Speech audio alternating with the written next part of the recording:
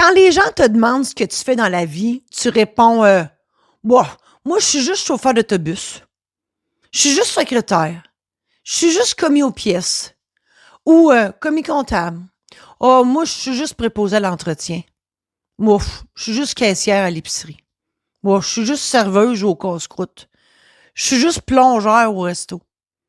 Moi, je suis juste coiffeuse. Le ton en dit beaucoup. Tu as honte de ne pas avoir un métier plus valorisant et plus valorisé. Tu penses que n'importe qui peut faire ta job. Tu te penses inutile au point de vouloir quitter ta job. Tu n'imagines pas à quel point ta contribution peut transformer la vie de bien du monde. Prépare-toi à découvrir comment passer de zéro à héros dans ton quotidien. Aujourd'hui, je te montre comment tu peux passer de simple travailleur invisible à indispensable. Même si tu penses que ton travail est insignifiant, chaque geste, chaque action a un impact énorme sur la réussite globale de ton environnement de travail.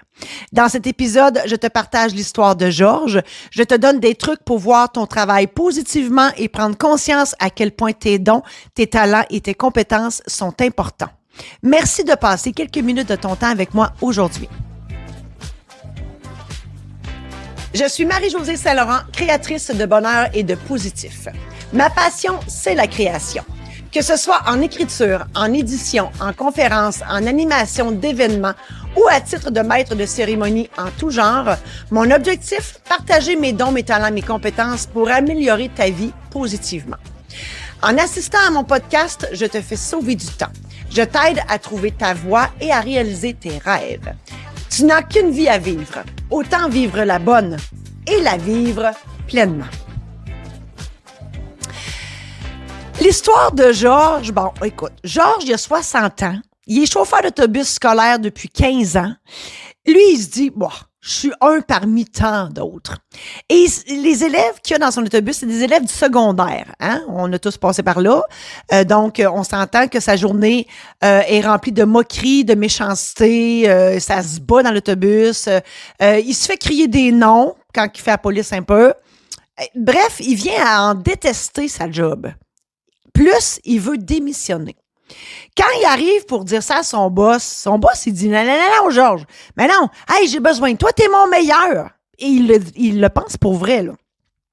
Il dit « Si tu pars, là, ça sera plus pareil, puis ça va défaire tout mon setup. » Il dit « Je t'ai choisi, toi, pour ce trajet-là, parce que je savais qu'il y avait juste toi pour gérer ces jeunes-là. » Ben, Georges, là, il savait pas tout ça.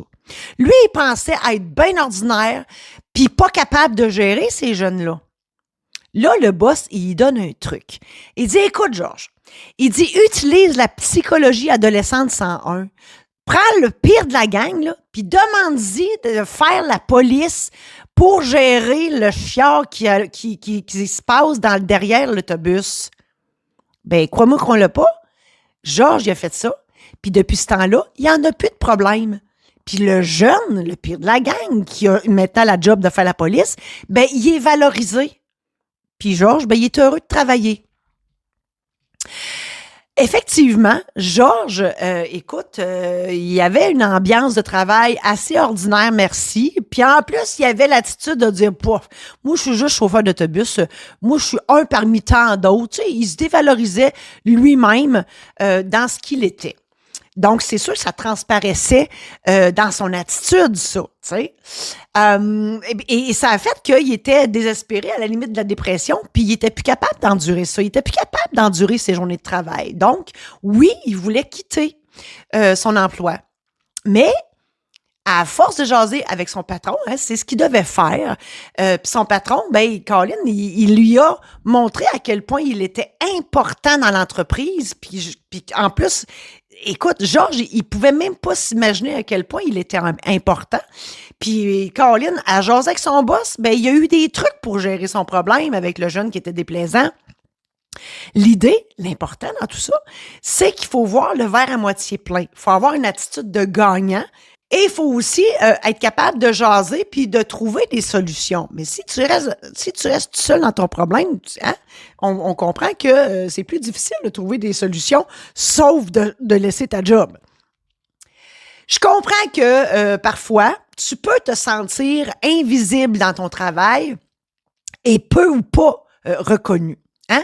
Tout est dans l'attitude. Si tu as confiance en toi et que tu vois ton travail de façon positive puis que tu te donnes de l'importance dans ce que tu fais, c'est sûr que ton attitude va être différente et tu vas voir ton travail de façon différente. Hein?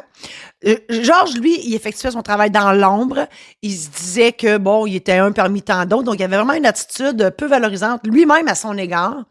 Ben, jusqu'à temps qu'il réalise que son boss, il appréciait son travail. Et là, son attitude a changé quand il a appris aussi qu'il était important dans l'entreprise. C'était un pilier, non pas juste un pion. Hein? Et là, à ce moment-là, il a vu son travail différemment. Puis en plus, il y a eu des trucs à force de jaser avec son boss. Donc, l'idée aussi, c'est de jaser avec ton supérieur. Puis c'est là que tu vas peut-être apprendre des choses que tu vas dire, Caroline, je savais pas ça. Et en plus, la cerise sur le sundae, c'est qu'il y a aussi, avec le truc que son boss lui a donné, il a aussi changé l'attitude de l'étudiant qui est maintenant valorisé parce qu'il y a une job à gérer, il y a une job à faire dans le fond de l'autobus quand ça se bataille, c'est lui la police. Ben écoute, tout ça n'est que positif, mais tout ça est parti du fait que Georges, il voulait s'en aller. Il allait dire ça à son boss, puis son boss, il a tout viré ça de bord. Écoute, c'est wow, hein? Donc, voilà. Et donc, tout ça, c'est d'en jaser, puis c'est là qu'on peut comprendre et conscientiser que on a un impact là où on passe.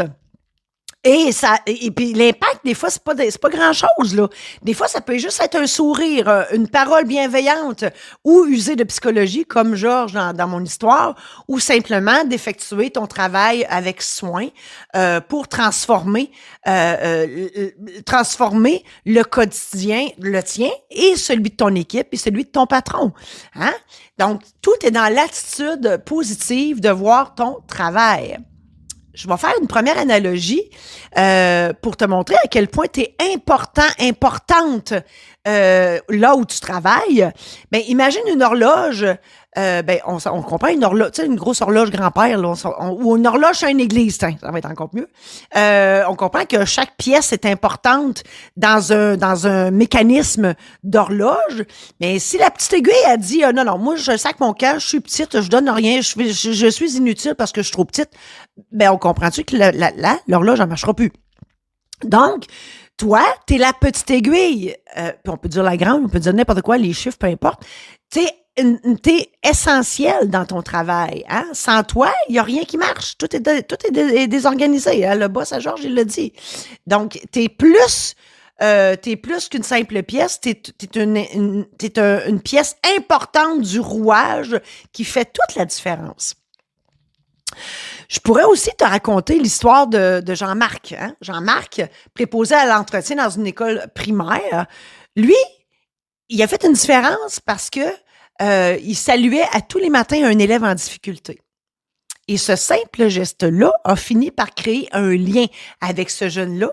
Et l'élève, il lui a confié que cette petite attention-là a changé sa vie et qu'il se sentait valorisé. On comprend-tu que parce que Jean-Marc, il avait l'attitude positive. Lui, il faisait son travail tout souriant. Tu sais, là, il avait l'attitude de je vais travailler avec le sourire et j'aime mon travail et je rends l'école propre et je change des poignées de porte, etc. Donc, il faisait pas juste travailler pour gagner de l'argent, il travaillait pour rendre l'environnement des élèves adéquat pour les études et par le fait même, par son attitude, ben, il a changé la vie d'un jeune. Une autre histoire, Fernande, elle travaille aux ressources matérielles, puis elle est une secrétaire, OK? Elle pense qu'elle fait juste de la paperasse à longueur de journée, elle répond au téléphone, blablabla, jusqu'au jour où il y a un enseignant qui est venu la remercier parce que grâce à son travail, ben, la salle de classe, elle était prête pour qu'il donne son cours, puis elle était toute, tu sais, il était tout heureux de ça. Puis elle, ben, ça lui a permis de comprendre ben, qu'elle était importante, qu'elle faisait quelque chose de valorisant et d'apprécié. Donc, on comprend que si tu travailles avec une équipe, ben, tu as le droit de dire aux autres, hey, j'aime ça ce que tu fais, ça me rend service, ou à l'inverse, de, hey, si tu faisais ça, tel de même, ça m'aiderait tellement, ça te tente dessus. Tu sais, parce que on est parfois, souvent, on travaille en équipe et c'est la force de l'équipe aussi. Mais s'il y a un maillon faible dans l'équipe, on comprend que ça marche pas. Je termine avec une dernière histoire. Lise, elle a 53 ans et elle est serveuse dans un restaurant de mère en fille. Et à 53 ans, elle tombe malade. Elle doit prendre un congé maladie d'une couple de mois. Et puis, elle est pas, on s'entend, elle était pas fière de dire ça. Tu sais, quand les gens me posaient question, moi, qu'est-ce que tu fais dans la vie? Bon, je suis serveuse. Ma mère, elle l'était. Moi, je le suis. Puis c'est de même. Tu sais, dans la famille, on est serveuse dans un restaurant. Mais quand elle est revenue au travail, ben, sa boss est venue la voir et elle a dit, oh mon Dieu, Lise, je suis tellement contente que tu reviennes parce que, regarde le chiffre d'affaires, ça a baissé de moitié depuis que tu n'es pas là. Hein? Donc, Lise, elle a compris que, au-delà de son travail de serveuse, ben, Colin, elle devait faire de quoi de bien parce que les gens, probablement, qui venaient plus parce que Lise était plus là. Voilà. Et Lise était plus là, son bon service était plus là. Donc, les gens ont préféré aller ailleurs. Alors, on comprend que t'es unique, t'es extraordinaire, t'as des dons, des talents et des compétences incroyables à partager. Et peu importe ton métier, dis-toi que tu fais une différence. Ton rôle est indispensable et tu contribues à la réussite de ton employeur. Hein? Si tu as ce thinking-là en bon québécois, ben, Caroline, que tu vas passer des belles journées. Hein? Et je l'ai dit souvent, il n'y a pas de saut métier. L'important, c'est de l'aimer. Hein? C'est sûr que si tu n'aimes pas ta job, change de job. Tu n'es pas à bonne place. Pour changer ton attitude de zéro à héros, c'est pas compliqué. Tu dois conscientiser de ton impact, tant au niveau de ton employeur que des clients. Hein? Tu es une personne importante. Tu dois valoriser chaque tâche que tu accomplis. Hein? Je sais pas, moi, tu vas servir un café, tu dis, hey, cette personne-là va être contente d'avoir son café en arrivant au restaurant parce que tu sais, elle vient tous les jours. Fait qu'au lieu d'attendre qu'est-ce que vous voulez, tu y amènes son café. Tu comprends? Ensuite, conscientiser aussi que ton équipe a besoin de toi. Hein? Je prends encore l'exemple de Lise au restaurant. Ben toi, tu es une serveuse, mais il y en a plein autour de toi. Bon, arrangez-vous pour avoir un système qui marche entre vous. Tout ça pour le bénéfice des clients. Tu dois aussi être dans le positif et dans la bienveillance envers toi, envers les autres. Hein? Tape-toi pas sur la tête parce que tu as cassé une assiette. Ensuite, tu dois prendre ta place avec fierté. Hein? Arrête de dire, moi, là, n'importe qui peut me remplacer, là. Moi, je fais pas grand-chose. Non, c'est pas ça, là. Prends ta place avec fierté. Sois fier de ce que tu accomplis dans ton travail. Célèbre chaque petit succès. À chaque épisode, je te fais des citations que je commente. Et la première, une belle citation, c'est l'image que nous avons de nous-mêmes qui fait notre destin. Ben voilà, tout part de nous. Hein? Si toi, en partant, tu te dévalorises dans ce que tu fais, comment veux-tu que les autres te valorisent? Ça part de toi. Si tu te prends pour de la marde, ben le monde va te traiter comme de la marde. Hein? Donc, faut que tu conscientises que ton travail est important et que tu as ta place là où tu es. Une autre citation. Ne juge pas la journée en fonction de la récolte du soir, mais d'après les graines que tu as semées. Ah, ça c'est bon. Parce que ça se peut que dans ton travail, toi tu fais ta job, là. Tu sais, tu fais toutes tes petites affaires. Puis ça se peut qu'en bout de ligne, quand tu arrives chez vous, tu dis, hey, moi là, mon boss sera pas fier de moi, j'ai juste fait, mettons, 30% de ce que tu t'étais donné comme objectif à faire. Sauf que ce que tu vois pas, c'est que tu es allé aider un tel, puis tu es allé aider un autre, puis tu as été dans un autre département parce qu'il y avait besoin d'aide, puis etc. Là, tu comprends? Tu t'es bivardé un peu partout dans le shop, puis ça t'a empêché de faire ton travail, mais tu as fait plein d'autres choses. Donc, il faut que tu te valorises pour ça. Hein? Des fois, c'est pas juste le résultat concret dans ta job là, mais tout ce que tu as pu faire. Ou dans mon histoire avec Georges, qui a valorisé le jeune, le tannant, il a donné la job de police. Ou mon autre, là, mon préposé à l'entretien, qui souriait à son élève à chaque jour. Ben, tu vois, ça, c'était pas dans sa description de tâche, puis il le faisait et ça a donné du bon. Une autre citation. La vie mettra des pierres sur ta route. À toi de décider d'en faire des murs ou des ponts. Ah, voilà. Parce qu'au-delà de toi, de ton attitude, oui, ça se peut que tu aies des cross-checks dans ta job. Hein? Un collègue de travail qui te fait de jambette au sens propre ou au sens figuré. Bref, ça se peut. Mais c'est à toi de voir comment tu gères ça. Et il faut le voir de façon positive.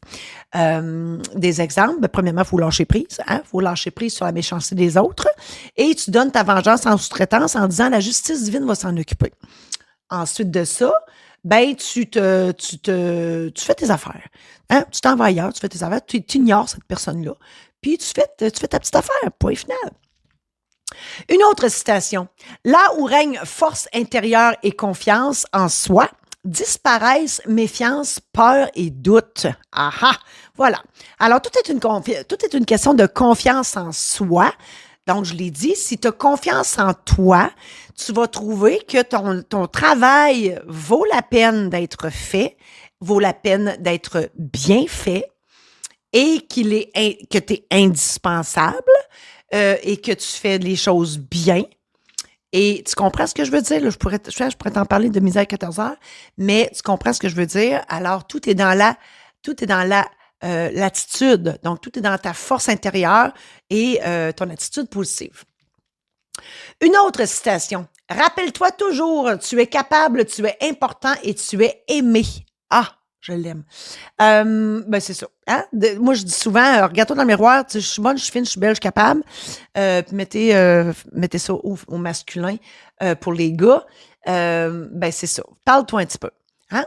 Puis des fois, c'est les autres, hein? Des fois, toi, tu étais toute primée en bon québécois. Tu dis, hey, moi, je suis bonne, je suis fine, je suis belle, je suis capable. Puis là, paf! Il y a quelqu'un qui t'a envoyé une vacherie. Puis là, tu fais que, oh mon Dieu. Puis là, tu perds un peu, hein? Tu perds de ta constance. Ben non, faut que tu te relèves, puis tu fonces. Tu dis, non, je suis bonne, je suis fine, je suis belle, je suis capable.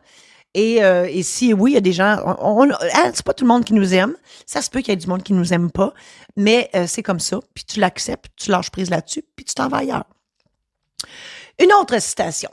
Tout ce dont tu as besoin est déjà en toi. Tu es plus que capable. Ben voilà. Alors, comme je le dis, tout part de toi.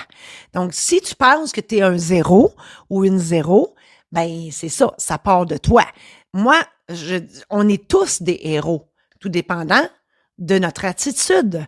Alors, si tu as l'attitude d'un 0, tu vas être 0. Si tu as l'attitude de héros, tu vas être héros. Mais moi, je crois sincèrement que si on t'a engagé dans ce travail-là, c'est parce qu'on sait que tu es capable de le faire. Donc, tu es capable de le faire? Go! Une autre citation. L'estime de soi, c'est avoir des pensées positives à son égard. Effectivement, il faut s'aimer soi. Parce que si tu te dévalorises toi, ben comment tu veux que les autres te valorisent? Si tu n'arrêtes pas de te dire, bon, moi là, je fais ça, là, mais c'est bien rien que ça que je fais. Bon, ben c'est ça. C'est bien rien que ça que je fais, ben c'est ça. Donc, tout part de toi. Si tu as des pensées positives, tu vas refléter du positif, tu vas gagner en confiance, tu vas avoir une belle estime de toi-même et les autres aussi. Une autre citation. Il n'est pas nécessaire d'être génial pour commencer, mais il faut commencer pour être génial. Bon, c'est sûr que si tu commences dans une job, là, donne-toi une chance. Hein? Tu peux pas être bon puis bonne en partant. Il faut se donner une chance. Mais tu commences par commencer, puis après ça, tu verras. Hein? C'est ça. Il faut voir ça positif. Il faut tout commencer quelque part dans la vie. Une autre citation. Lorsque tu sous-estimes ce que tu fais, le monde sous-estimera ce que tu es. Ben, exactement. Tu vois? Ben, c'est ça. Alors, si toi, tu te sous-estimes, puis que tu sous-estimes ton travail, c'est sûr que s'il y a quelqu'un qui te pose la question, qu'est-ce que tu fais dans la vie? Bon, je t'ai boueur. Ramasse les poubelles.